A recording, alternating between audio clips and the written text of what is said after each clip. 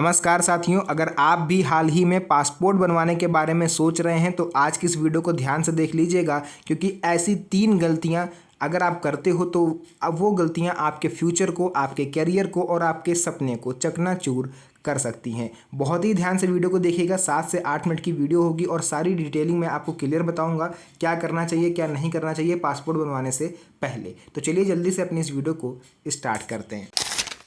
तो यहाँ पर आप लोग को लेकर के आ चुके हैं सीधे अपने मोबाइल फ़ोन की स्क्रीन पर, और आप लोग यहाँ पर पढ़ सकते हैं, लिखा हुआ है विदेश यात्रा का ख्याल आते ही सबसे पहले जिस दस्तावेज़ की ज़रूरत होती है वो है पासपोर्ट। अगर आपको कहीं भी जाना है, आपको दुबई आपको जाना है, आपको अमेरिका जाना है, आपको इंग्लैंड जाना है, कहीं भी जाना है तो सबसे पहले आपको पासपोर्ट लगेगा।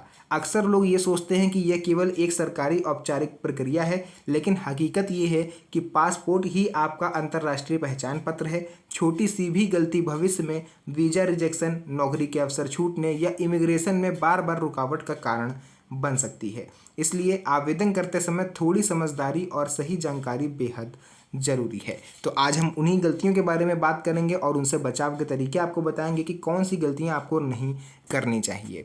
तो नंबर 1 पर आ जाती है गलती नंबर 1, शैक्षणिक प्रमाण पत्र ना लगाना। कई युवा अपनी पढ़ाई का जिक्र पासपोर्ट आवेदन में नहीं करना चाहते। खासकर हाई स्कूल और इंटर की मार्कशीट को लोग मामूली मानकर छोड़ देते हैं। लोग ये सोचते हैं यार इससे बेटर तो हम अपना आधार कार्ड और पैन कार्ड लगा दें, हाई स्कूल की मार्कशीट की ज़रूरत क्या है। ठीक है, तो यहीं पर सबसे बड़ी गलती होती है। आमतौर पर क्यों होती है ये चूक? उम्र कम दिखाने या जन्म तिथि बदलने के चक्कर में लोग मार्कशीट नहीं जोड़ते। किसी ने आधार कार्ड में करेक्शन करवा लिया अपनी जन्म तिथि में, जल्दी बाहर जाने के चक्कर में, जल्दी कमाने के चक्कर में कि चलो जल्दी से चलेंगे दुबई, कमाएंगे चल के, तो आधार कार्ड में करेक्शन करवा देते हैं, डेट ऑफ बर्थ थोड़ी और कम कर देते हैं। तो ऐसे में क्या होता है, आपका आधार कार्ड जो आपने कम कर रखा है और हाई स्कूल की मार्कशीट में आपकी ओरिजिनल डेट ऑफ बर्थ है, तो दोनों डॉक्यूमेंट क्या हुए, मिसमैच हो गए। इसी वजह से युवा अक्सर ये करते हैं कि आधार कार्ड के जरिए अपना पासपोर्ट बनवा लेते हैं और हाई स्कूल की मार्कशीट को छोड़ देते हैं। इसीलिए आपका इस एक गलती के कारण आपका जो पासपोर्ट है वो ECR कैटेगरी में चला जाता है, जिससे आपको बार बार, अगर आप बाहर जाना चाह रहे हो तो आपको बार बार इमिग्रेशन क्लियरेंस लेना पड़ता है, जिसमें आपका समय तो जाता ही है, पैसे भी बर्बाद होते हैं। अब ये ECR क्या होता है ये भी हम आगे आपको बताएंगे। सिर्फ आधार कार्ड या वोटर ID कार्ड से आपको पासपोर्ट बनवा लेते हैं, आगे चलकर ये कदम आपके लिए मुश्किल पैदा करता है। अच्छा, बनवा लिया तो बनवा लिया, लेकिन इसमें नुकसान क्या है? सबसे ज़्यादा इसमें नुकसान क्या होता है वो देखिए।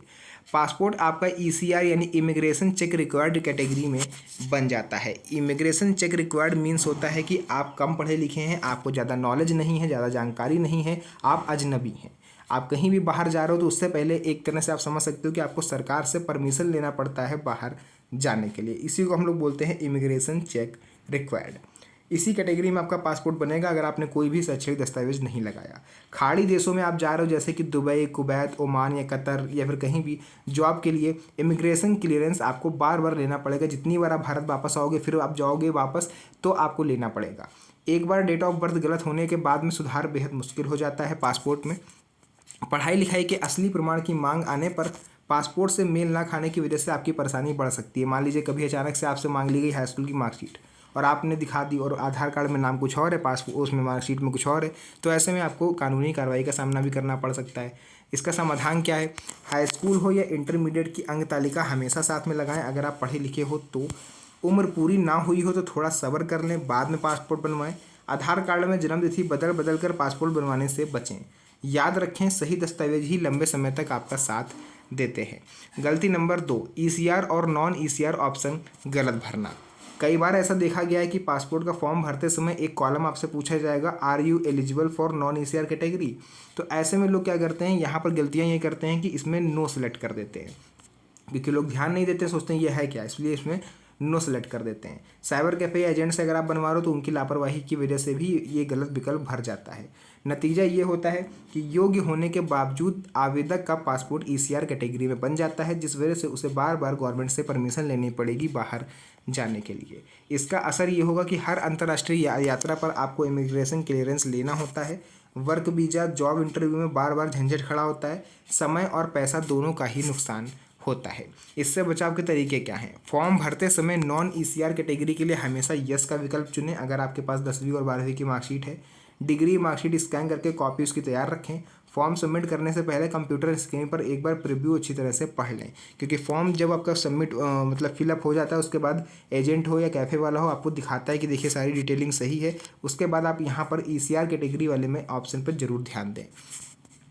गलती पकड़ में आते ही तुरंत पासपोर्ट सेवा केंद्र पर सुधार के लिए अपॉइंटमेंट ले लें। गलती नंबर 3, नाम दर्ज करने में कर देते हैं लोग बहुत बड़ी गलतियाँ। विदेशी दूतावास और एयरपोर्ट पर आपके नाम की स्पेलिंग और संरचना बेहद अहम होती है। पासपोर्ट फॉर्म में 2 अलग अलग कॉलम बनाए गए हैं, एक गिवन नेम और एक सरनेम, यानी एक तो आपका नाम और एक आपकी जाति। आमतौर पर इसमें होता क्या है, लोग पूरा नाम केवल गिवन नेम में ही लिख देते हैं और सर नेम को खाली छोड़ देते हैं।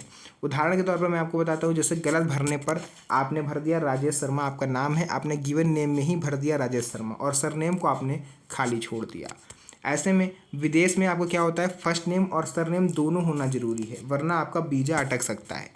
सही तरीका क्या होता है, नाम आपका मान लीजिए राजेश शर्मा है तो गिवन में आप भरेंगे राजेश और सर नेम में शर्मा। इसी तरह से सीमा रानी गुप्ता अगर आपका नाम है तो गिवन नेम सीमा रानी और सर नेम गुप्ता। ये अलग अलग तरह के एग्जाम्पल्स मैंने आपको बताया। एक और नाम है, इसमें भी सेम यही चीज़ है। क्या करना है, हमेशा नाम को अलग अलग कॉलम में विभाजित करें। एक ही नाम है तो परिवार का उपनाम जोड़ दें।